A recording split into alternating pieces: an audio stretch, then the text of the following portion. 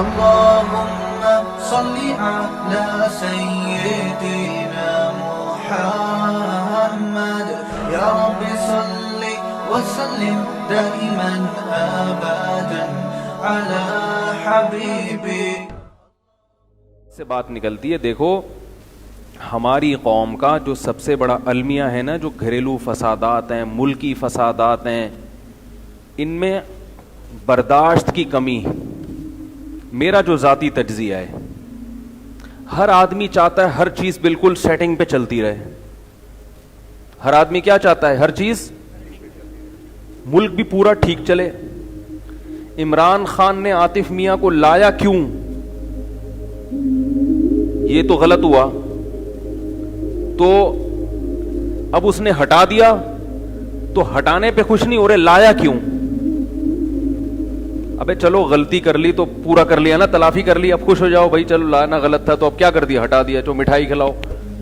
نہیں, لایا کیوں تھا؟ بھائی ایسے ہی خلفائے راشدین کے طرز پہ اگر آپ چاہو گے کہ حکومت قائم ہو تو ایسا نہیں ہو سکتا. وہ خلفائے راشدین ہی کا کام تھا.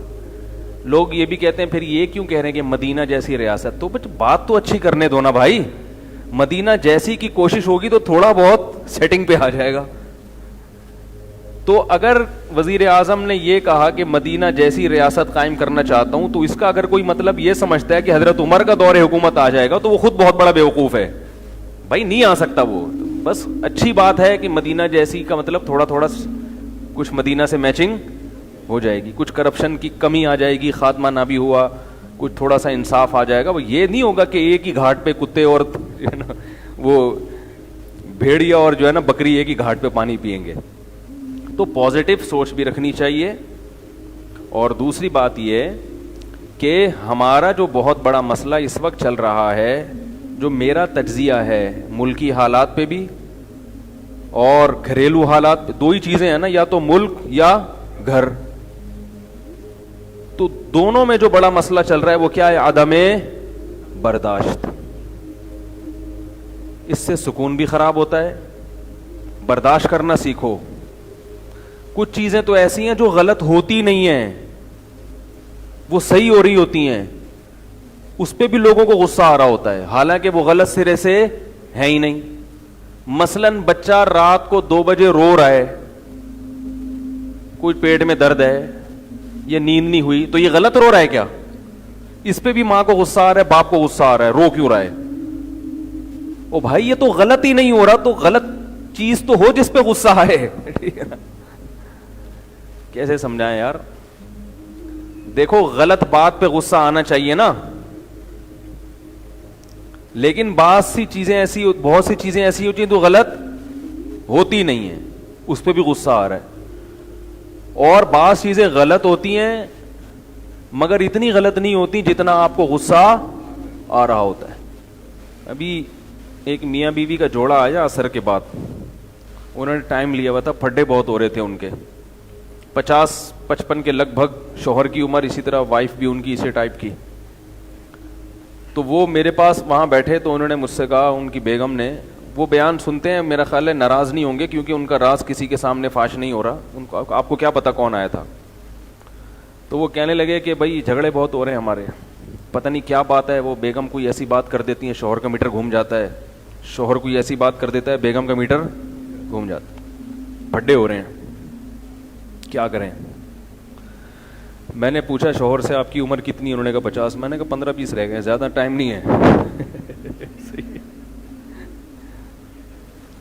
میں نے کہا اگر بہت اچھی خوراک بھی کھائی تو 15-20 سے زیادہ اور اس سے پہلے بھی جا سکتے ہیں. تو زندگی گزر گئی اسی بیگم کے ساتھ, 10-15 غریبی میں نکال دو یار. اب اس کو ٹھیک کرنے کی کوشش یہ یوں ہو جائے, میں نے کہ نہیں ہوگی یہ. اور اس کی بیوی کو بھی میں نے کہا کہ آپ کی بھی شادی 22-23-40 سال, کتنے سال ہو گئے پتہ نہیں, 35 سال. تو جہاں 35 سال گزر گئے 10-15 گزر جائیں گے. اب نہ آپ ان کو ٹھیک کر سکتی ہو اور نہ وہ تھوڑی ٹھیک ہوگا. 50 سال میں کون ٹھیک ہوتا ہے؟ اور وہ 50 سال والا اپنی بیگم کو صحیح کرنا ہے. میں نے کہا 2-3 چیزیں ہیں موٹی موٹی, بس وہ نہیں ہونی چاہیے. وہ پھر بہت زیادہ معاملہ, کوئی خدا نخواستہ آپ کی زوجہ کا کردار پہ اللہ نہ کرے کوئی تو ایسا تو نہیں ہے الحمدللہ, کوئی کردار پہ تو شک نہیں ہے, بس یہی ہے نا, یہی تو زبان چلائے گی. میں نے کہا زبان چلائے, گھر سے باہر نکل لو. اور میں نے کہا آپ دونوں زیادہ ایک دوسرے سے فری ہونے کی کوشش مت کریں, بات چیت نہ کریں زیادہ, کیونکہ اب جیسے جیسے بڑھاپا آئے گا برداشت کی قوت کم ہوگی اور ایک دوسرے کی باتوں کو دل پہ زیادہ لے جانا شروع کر دیں گے. تو میں نے کہا بھائی جیسے ہی بیگم الٹی بات کرے آپ پتلی گلی سے نکل لو. بولے جب بیگم سیٹنگ پہ آؤ گی میں آ جاؤں گا گھر. تھوڑا مشکل کام ہے, کیونکہ آدمی کہتا ہے جب اس نے الٹی بات کی, جب تک میں دو لگاؤں نہیں نا تمیز سے, اور وہ لگا دے گا دو پھر افورڈ نہیں کر پائے گا. تو اس لیے بہتر یہ ہے کہ پتلی گلی سے نکل لو. اب تو پتلی گلیاں ختم ہو گئی ہیں, یہ بڑا مسئلہ ہے. گورنمنٹ چوڑی چوڑی گلیاں بنا رہی ہے, پتلی گلی لازمی ہے, ضروری ہے. یہ پتلی سے اس لیے کہ چوڑی سے نکلو گے نا, باہر کوئی دوست آپ کا منہ دیکھ کے پوچھے گا خیریت, اس پہ اور غصہ آتا ہے آدمی کو. آپ جب چوڑی گلی سے نکلو گے, کوئی بندہ باہر کھڑا ہوگا بولے گا خیریت, لوگ تو نہیں چھوڑتے نا کیا ہوا آج موڈ آف ہے, پھر آدمی کا موڈ اور آف ہو جاتا ہے. تو پتلی میں کوئی بھی نہیں ہوتا, وہاں سے نکل کے آدمی چوڑی تک آتے آتے موڈ سیٹ ہو جاتا ہے. تو مسئلہ یہ ہے کہ برداشت نہیں ہے. میں بہت حساس طبیعت کا آدمی ہوں, شور شرابہ برداشت نہیں ہوتا, لیکن اللہ کا بڑا فضل ہے, بچے گھر میں رو رہے ہوں میں ٹینشن نہیں لیتا. حالانکہ بعض دفعہ نیند خراب ہو جاتی ہے, رات کو سونے کے لیے لیٹے کسی بچے نے ٹیں ٹیں ٹیں ٹیں شروع کر دی, فل اسپیڈ کے ساتھ بھی چیختا ہے نا, مجھے ٹینشن الحمدللہ نہیں ہوتی. بھائی وہ تو بچے ہیں, تو یہ سب چیزیں ہوں گی, مقدر ہے, مقدر سمجھ کے بھائی آج رات اللہ نے سونا قسمت میں لکھا ہے ہی نہیں, بس آج نہیں سو, تھوڑا سا چہل قدمی کرو, بس ٹیں ٹیں ٹیں کرنے دو. تو حالانکہ آدمی کو تو مسئلہ یہ بھی ہوتا ہے کہ نیند خراب ہو گئی تو صبح جہاں کام پہ جانا ہے اس نے وہاں لیٹ ہو جائے گا, سارا دن کا شیڈول متاثر ہوتا ہے, لیکن پھر بھی ٹینشن لینے کا نہیں ہے. بھائی یہ بچوں کے لیے ہمارے ماں باپ نے ہمارے لیے برداشت کیا, تو اب ہمیں اپنی اولاد کے لیے برداشت کرنا. اور برداشت بھی نہیں, برداشت کا مطلب تو تکلیف ہو رہی ہے پھر آپ برداشت کرو, نہ نہ تکلیف ہی نہ ہو, اس کو دل پہ لو ہی نہیں. جب رو رہا ہو نا بچہ تو ہم انجوائے کرتے ہیں, بولتے اور سینہ پھاڑ پھاڑ کے رو, کیونکہ تجھے پتا ہے نا تیرے ابا نے صبح 7 بجے جانا ہے, رو. تو وہ اور اسپیڈ سے, بچے غیر مقلد ہوتے ہیں, معذرت کے ساتھ کوئی اہل حدیث بھائی بیٹھے ہوئے ہیں تو معذرت, ہمارے حضرت فرمایا کرتے تھے بچے کسی کی تقلید نہیں کرتے. ان کو آپ سمجھاؤ گے, ایک دلیل دو گے تو پھر دلیل میں بول دیں گے یہ حدیث کیا ہے, ضعیف ہے, ٹھیک ہے نا, اس کا فلاں راوی مجہول ہے. ان پہ نہیں اثر ہوتا, تو وہ اپنی سمجھ میں جب آئے گا تو سیٹنگ پہ آئے گا وہ, ورنہ آپ کے مشورے سے نہ وہ چپ ہوگا اور نہ آپ کے کہنے سے وہ سوئے گا, نہ وہ آپ کے کہنے سے کھائے گا. تو اپنی مرضی سے اس کو چلنے دیں. ہاں یہ مسئلہ ہوتا ہے کہ پھر سارا دن کھائیں گے ہی نہیں تو پھر بڑے کیسے ہوں گے. بچوں کے لیے بہت بڑا ایک مسئلہ یہ ہے کہ جب دسترخوان پہ کھانے کے لیے بیٹھتے ہیں نا, تو ہم لوگ کھانے کھاتے ہیں مرچوں والے, بچے مرچیں نہیں کھاتے. اس کا بڑا نقصان ہوتا ہے کہ بچہ پھر آپ کے کھانے میں شریک نہیں ہوتا, پھر الگ سے اس کو کھلانا پڑتا ہے. تو بچے کے ذہن میں یہ ہوتا ہے مجھے الگ سے پتہ نہیں کیا کھلا رہے ہیں. نیچرل طریقے سے جو ہے نا, جب سب کھا رہے ہیں تو وہ بھی کھانا شروع کر دے گا, اور اگر آپ نے الگ سے اس کے لیے وہ کر رہے ہیں تو پھر نہیں کھاتے. وہ یہ ایک نفسیات ہے. تو یہ ہمارے گھروں کا جو کلچر ہے نا, مرچیں, اس کی وجہ سے بھی بچوں کے کھانے کے مسائل ہیں. تو مرچیں چھوڑ دیں, بچے دسترخوان میں آپ کے ساتھ بیٹھ جائیں گے, بول لیں گے بیٹا جو کھانا ہے کھاؤ, نہیں کھانا تو پتلی گلی سے نکلو, وہ خود ہی کھائے گا. اکثر میں پٹھانوں کے بچوں کی مثال دیتا ہوں, وہ لوگ اپنے بچوں پہ اتنا نہیں محنت کرتے, کھانا دسترخوان پہ لگا ہوا ہے, خود ہی بیٹھ کے کھاتے ہیں. جو بڑے کھا رہے ہیں وہی چھوٹے بھی کھا رہے ہیں. تو جو برداشت ہے نا, برداشت, اس کی ہمارے معاشرے میں بہت زیادہ کمی ہو گئی ہے. تو ایک دم میٹر ہائی ہوتا ہے, پھڈے بھی اسی پہ ہو رہے ہیں. پیٹرول پمپ پہ لائن میں آپ دیکھو کیا حال ہوتا ہے.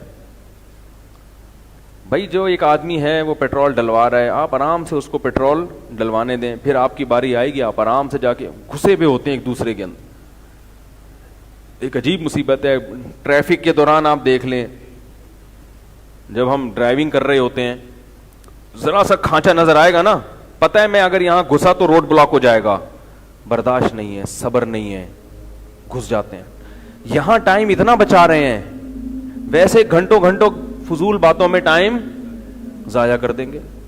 یعنی ایک طرف ایک ایک منٹ کی اتنی قیمت ہے.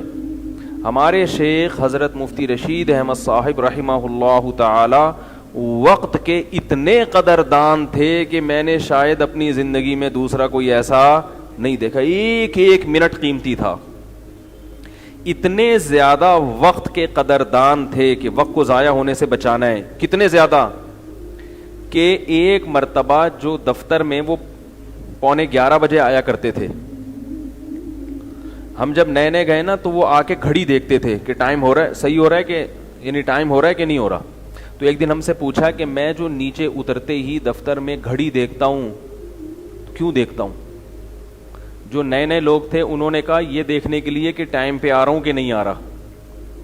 جو پرانے تھے نا انہوں نے صحیح جواب دیا. انہوں نے کہا یہ دیکھنے کے لیے کہ گھڑی صحیح ٹائم بتا رہی ہے کہ بولو بھائی نہیں بتا رہی. سمجھ رہے ہو نا, گھڑی صحیح ٹائم بتا رہی ہے کہ اتنا وقت کی قیمت تھی. ایک دفعہ ان کے پاس جھگڑا آیا, کوئی 50,000 روپے کا, آپس میں 2 لوگ لڑ رہے تھے. حضرت کو حکم بنایا. حضرت نے فرمایا جتنا میرا ٹائم ویسٹ کریں گے نا آپ لوگ جھگڑے میں, تو وہ میں سمجھتا ہوں پیسوں سے زیادہ قیمتی ہے کہ تو میں اپنی جیب سے ان کو 50,000 دے رہا ہوں اور پتلی گلی سے نکلو. سمجھ رہے ہو, اپنی جیب سے دے رہا ہوں میں, بس جھگڑا ختم کرو. اتنا زیادہ وقت کی قدر تھی, اتنی زیادہ. حضرت کے پاس کوئی بے وقت آ کے بیٹھ جاتا نا تو حضرت کا دماغ کام کرنا چھوڑ دیتا تھا, کیونکہ ان کو بار بار گھڑی دیکھ رہے ہوتے, وقت ضائع. اب کوئی ایسا شخص بیٹھا ہے جس کو اٹھا بھی نہیں سکتے تو بہت زیادہ ڈسٹرب ہوتے تھے, ٹائم ویسٹ نہیں کرتے تھے. اس کے باوجود ڈرائیونگ جب کرتے بہت ہی تمیز سے. سگنل ریڈ ہو گیا, کوئی دائیں بائیں گاڑی نہیں ہے, مگر گرین ہونے کا پورے طریقے سے انتظار. یہ نہیں کہ وقت بچانا ہے تو اب بھیڑتے ہوئے نکل لو, نا نا نا. جب ریڈ سگنل ہے تو ریڈ کا مطلب ریڈ. آرام سے ڈرائیونگ سیٹ پہ بیٹھے رہتے تھے. جب گرین ہوگا تو چلیں گے. اور یہ بھی نہیں کہ جلدی ہم جیسے کر رہے ہوتے نا, کیا مصیبت ہے یار 1 گھنٹہ ہو گیا. یہ جو ہماری کیفیت ہوتی ہے نا, یہ بے وقوف ہونے کی علامت ہوتی ہے. بھائی تمہارے مشورے سے تھوڑی وہ گرین ہوگا. یہ میں آپ کو جو اصول بتا رہا ہوں یہ بزرگوں کے اصول ہیں, اگرچہ ہم بھی پورا اس پہ نہیں اتر رہے, لیکن یہی کامیاب زندگی کے اصول ہوتے ہیں. نبی صلی اللہ علیہ وسلم نے فرمایا الانات من اللہ والعجلۃ من الشیطان. انات یعنی بردباری اور تمیز سے اور ٹھنڈے مزاج سے کوئی کام کرنا, یہ صفت اللہ کی طرف سے ملتی ہے. اور جلد بازی کہاں سے آئی ہے؟ شیطان کی طرف سے. تو اب ریڈ ہے تو آرام سے بھائی بیٹھے ہوئے, کتنی بھی دیر لگ جائے, حالانکہ نہ دائیں طرف گاڑی نہ بائیں طرف گاڑی. اور اسی طرح جو راؤنڈ اباؤٹ ہوتا ہے نا, چورنگی, پنجاب والے نا چوک کو چونک بولتے ہیں. چونک ہمیں بڑا اچھا لگتا ہے. فیصل آباد گئے تو وہاں مولانا صاحب سے مڑ گئے, وہ ایک چونک ہے وہاں سے آپ مڑیں گے نا چونک سے مڑیں. ہمیں بڑا اچھا سا وہ تلفظ لگتا تھا, مجھے یاد ہو گیا. ہم نے کہا چونک. تو جو چوک ہوتا ہے یا چونک یا راؤنڈ اباؤٹ, اس میں بھی ہم دیکھتے ہیں کہ اگر رش نہیں ہے تو گھوم کے آنے کے بجائے ادھر سے ہی شارٹ کٹ مار دو. خاص طور پہ گلیوں میں جو راؤنڈ اباؤٹ بنے ہوتے ہیں نا, جہاں 2-4 گلیاں, اس کو تو کوئی لفٹ ہی نہیں کراتا. ہمارے حضرت ہمیشہ راؤنڈ اباؤٹ سے گھوم کے جاتے تھے. ایک سلیقے والی چیز ہے نا, تمیز سے. اس پہ کہتے تھے کہ اس پہ لوگ پتہ نہیں کیوں ٹائم بچا کے, وہ 2 منٹ بچا کے کیا کریں گے. تو دیکھو جہاں ٹائم بچانا ہے وہاں تو بچانا ہے, نہ نہیں بچانا وہاں ٹائم نہیں بچانا. بلکہ وہ دیکھنے میں تو لگتا ہے کہ نہیں بچانا, حقیقت میں بچ رہا ہوتا ہے. اسی طرح حضرت صحت کے حوالے سے, صحت میں نیند پوری کرتے تھے. بعض لوگ کیا کر رہے ہیں جلد بازی میں کہ ٹائم نہیں ہے, تھوڑا سوئے پھر نکل لیے. تھوڑا سو گے تو صحت کیا ہو جائے گی, خراب ہو جائے گی. کھانا کھانے میں بھی بعض لوگ جلدی کرتے ہیں. بعض چیزیں گوروں سے آئی ہیں, غلط آ گئی ہیں. گورے کیا کرتے ہیں, ہمارے رشتے دار جو وہاں رہتے ہیں, سب گورے نہیں ایسے ہوتے, بہت سو کی عادت ہے, آفس جا رہے ہیں برگر منہ میں چباتے چباتے جا رہے ہیں ٹائم بچانے کے لیے. اللہ کے بندے, تم جو اتنی محنت کر رہے ہو اسی روٹی کے لیے تو کر رہے ہو. یہی اگر تمیز سے نہیں کھاؤ گے تو دفتر کیوں جا رہے ہو پھر؟ کیسے سمجھائیں؟ بھائی دفتر جاتے جاتے برگر کھاتے کھاتے جا رہے ہیں کہ یار ہم کھانے میں جو ٹائم لگتا وہاں بیٹھ کے تسلی سے تو وہ ٹائم بچائیں گے تاکہ وہ ٹائم بھی کس میں لگ جائے, کام میں لگ جائے. یہ غلط ہے. اتنی محنت ہو کس لیے رہی ہے؟ تاکہ رزق کے لیے. تو رزق تسلی سے کھانا چاہیے, بیٹھ کے لذت کے ساتھ مزے سے. اس وقت آپ کا دماغ کہیں اور استعمال نہ ہو. یہ جو پیسے کمائے جاتے ہیں کس کے لیے کمائے جاتے ہیں؟ سب سے پہلے اپنا پیٹ ہے, پھر بیوی بچوں کا پیٹ, پھر اس کے بعد گھر, پھر لباس, پھر گھر, پھر گاڑی بنگلہ, وہ بہت دور کی چیز. یہ سب چیزیں پھر آہستہ آہستہ. سب سے پہلے کیا ہے؟ ہم پیسے کیوں کماتے ہیں؟ سب سے بڑی وجہ کیا ہے؟ خوراک, پیٹ بھرنا ہے. وہی پیٹ جلدی جلدی بھرا جا رہا ہے کہ بھئی آفس کا ٹائم ہے تو چھوڑو ایسے آفس کا, کیا کرنا. میں اکثر ایک واقعہ سناتا ہوں. ایک دفعہ میری بائک خراب تھی, میں کسی میکینک کے پاس لے کر گیا. وہ کھانا کھا رہا تھا, مجھے جلدی تھی. میں نے کہا یار یہ کام کر لو یار, کھانا بعد میں کھا لینا.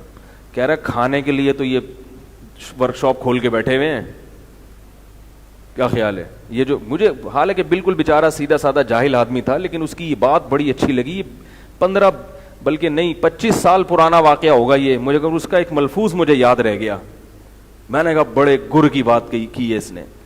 کہہ رہا ہے مولوی صاحب کھانے کے لیے یہ ورک شاپ کھول کے بیٹھے ہوئے ہیں, کھانا ہی چھوڑ دیں, یا کھانے کو ایسا آدھا ابھی کھائیں آدھا گھنٹے کے بعد, یہ نہیں ہوتا. تو مجھے اگرچہ دیر ہو رہی تھی مگر مجھے اس کا یہ ملفوظ اچھا لگا. میں نے کہا خاندانی آدمی لگتا ہے, لالچی نہیں ہے. ہوس کا جو پجاری ہوگا نا وہ کہے گا نہیں کسٹمر نہیں جانے دو, کھانا رات کو کھا لوں گا میں, پیسہ آئے پیسہ. تو ان کے ہاں پیسہ مقصد ہے, پیسے سے چیزیں مقصود نہیں ہے. پیسہ خود مقصد بنا لیا انہوں نے. یہ دنیا کی محبت کی علامت ہے. تو حضرت کا وقت اس قدر قیمتی تھا, اس کے باوجود کھانے میں بہت تسلی سے کھایا کرتے تھے. کافی ٹائم لگتا تھا حضرت کا, لے کے کھاتے ایک چپاتی تھے, ایک چپاتی. مگر فرماتے تھے کہ میں کیسے کھاتا ہوں؟ فرمایا جب کھانے کی کچن سے خوشبو آ رہی ہوتی ہے تو بیٹھ جاتا ہوں, کھانا آنے والا ہے. فرماتے تھے کھانے کا جو انتظار ہے یہ بھی اللہ کی, بولو بھائی, نعمت ہے. یہ کیا ہے؟ اللہ کی نعمت. اس پہ سوچ کے اللہ کا شکر ادا کرتا ہے. بھوک لگ رہی ہے, ابھی کیا آنے والا ہے. اس کی ایک الگ لذت ہوتی ہے. جیسے شادی شدہ آدمی کی شادی کی تاریخ جب آنے والی ہوتی ہے تو کتنا سکون میں ہوتا ہے نا, ہر ایک سے پوری بتی سی دکھا کے مل رہا ہوتا ہے میری پرسوں شادی ہے. حالانکہ وہ شادی کے بعد وہ کیفیت نہیں ہوتی, لیکن جیسے جیسے تاریخ قریب آ رہی ہوتی ہے ایک خوشی سی لہر دوڑ رہی ہوتی ہے. تو کھانے کا انتظار یہ بھی کیا ہے؟ اللہ کی نعمت. فرماتے اور حضرت انتظار میں بیٹھتے تھے تسلی سے کہ بھائی گھر والے ابھی کھانا لا کے رکھیں گے, دسترخوان لگ چکا ہے, بیٹھے ہوئے. ہم لوگ کیا کرتے ہیں, کھانا کیا ہو گیا چیخ رہے ہوتے ہیں نا. ہماری کیفیت کیا ہوتی ہے؟ اس سے بدہضمی, اسی وقت سے معدے نے تیزاب پھینکنا شروع, ٹینشن والا تیزاب. اور جو کھانے کے انتظار میں ٹائم گزرتا ہے اس سے ایک ایسڈ خارج ہوتا ہے جو کھانے کو ہضم کرنے کی صلاحیت اس میں پیدا ہو جاتی ہے, وہ اور ہاضمے کے لیے اچھا ہے. پھر فرماتے جب کھانا سامنے آتا ہے تو پھر لقمہ خوب اچھی طرح چبا چبا کے کھاتا ہوں, ایک ایک لقمے پہ اللہ کا شکر ادا کرتا ہوں, اللہ کتنی لذت دی ہے تو نے اس نے. فرمایا پھر یہ سوچتا ہوں جب کھانا کھا لیا تو وہ دعا پڑی, اور یہ بھی سوچا کہ اللہ نے جو کمزوری تھی وہ بھی دور کر دی, اور لذت بھی عطا کی, بھوک کی تکلیف کو بھی ختم کیا, اور اس کھانے سے جو طاقت آئے گی, جو باڈی کام کرے گی, وہ بھی اللہ کی نعمت. تو یہ تمام نعمتیں کھانے کے دوران سوچتے تھے اور اللہ کی محبت کو بڑھاتے تھے. تو میں یہ عرض کر رہا تھا کہ بہت ساری چیزیں ایسی ہیں جس میں ہم کس چیز کا شکار ہو گئے ہیں, برداشت ہم میں کیا ہو گئی ہے, ختم. دوسری بات یہ ہے کہ دیکھو اگر کوئی ملک چلانا چاہتے ہو, کمپنی چلانا چاہتے ہو, اسکول چلانا چاہتے ہو, مدرسہ چلانا چاہتے ہو, گھر چلانا چاہتے ہو, تو کسی کی بھی بات کو ایک دم سیریس مت لیا کرو, اور غصے کی کہی ہوئی بات کو زیادہ اہمیت بولو بھائی مت دیا کرو. غصے کی جو بات ہے نا اس کو لوگ سیریس لے جاتے ہیں. گھریلو جھگڑے جو زیادہ تر سامنے آتے ہیں, شوہر نے بیوی کو یہ بول دیا تیرا تو خاندان ہی ٹھیک نہیں ہے, اب وہ اس کو لے کے بیٹھ گئی کہ میرے خاندان پہ چلے گئے. کہاں چلے گئے بھائی؟ اتنی تمیز آج کل کہاں ہے کہ غصے میں وہ تمیز سے ڈانٹے تم ہی اچھی ہو اگرچہ تمہارے والدین ایسے نہیں ہیں. ایسی تمیز تو بڑے بڑے بزرگوں کے پاس رہ کے بھی 20-20 سال میں آج کل حاصل نہیں ہو رہی. یہ تمیز یا پھر ایسے خاندان کا بندہ تلاش کرتے جو باقاعدہ خود بزرگ ہوتا تو اتنا زیادہ. آج کل تمیز خود آپ میں بھی تو شارٹ ہے نا. تو وہ اس نے عورت کے تانے کو ایسا لے لیا جیسے پتہ نہیں وہ مجھے اس نے یہ بول دیا, تو بھائی بول دیا, غصے میں بولا ہے, گزارا چلاؤ, اور جب ٹھنڈے ہو جاؤ تو بھول جاؤ پہلے کیا کہا ہے. اسی سے خود بخود چیزیں بہت ساری سیٹ ہونا شروع. ہمارے حضرت سے کسی نے کہا کہ میرے والدین بعض دفعہ مجھے ضرورت سے زیادہ ڈانٹتے ہیں تو میں کبھی کبھار غصے میں 2-4 الفاظ ان کے سامنے بول دیتا ہوں, پھر مجھے احساس ہوتا ہے کہ یہ تو جائز نہیں ہے, اف کہنا جائز نہیں ہے, تو میں ان سے معذرت کر لیا کروں, کیا کیا کروں. حضرت نے فرمایا معذرت کرنے کی ضرورت نہیں ہے, کیونکہ جب گھر میں رہتے ہیں تو یہ اونچ نیچ ہوتی ہے, بار بار تھوڑی معذرت ہوگی, وہ تو ایک عجیب سا بن جائے گا نا, معذرت ہو گئی ہے تو اب آئندہ کوئی ایسا عمل کرو کہ خود بخود اس کی تلافی ہو جائے. اب ایک آدمی نے بیگم کو نا غصے میں زیادہ دھنائی لگا دی, مجھے کہنے لگا میں کیا کروں, میں معافی مانگوں. میں نے کہا جا کے کوئی برگر شرگر لے آؤ, کھلا دو, ختم. کیا کرو, کیا معافیاں بیٹھے میں, بھارت اتنی نہیں ہوتی معافیاں, چلتا ہے. میاں ہے تو میاں ہوتا ہے نا, تھوڑا بہت تو اس کا شوہر بنا جھلکے گا. اسی طرح عورت نے کبھی زیادتی کی شوہر کے ساتھ تو وہ کوئی اس کو گفٹ دے دے یا کوئی منہ سے میٹھی بات کر دے جس سے وہ تھوڑی سی تعریف میں 2-4 جملے بول دے کہ میں تو آپ کے گھر جو مجھے سکون ملا, خدا کی قسم کہیں اور شادی ہوتی میں تو برباد ہو گئی تھی. ایک دفعہ یہ بول دے وہ قدموں میں گر جائے گا. بڑا فائدہ ہوتا ہے ایسی چیزوں سے.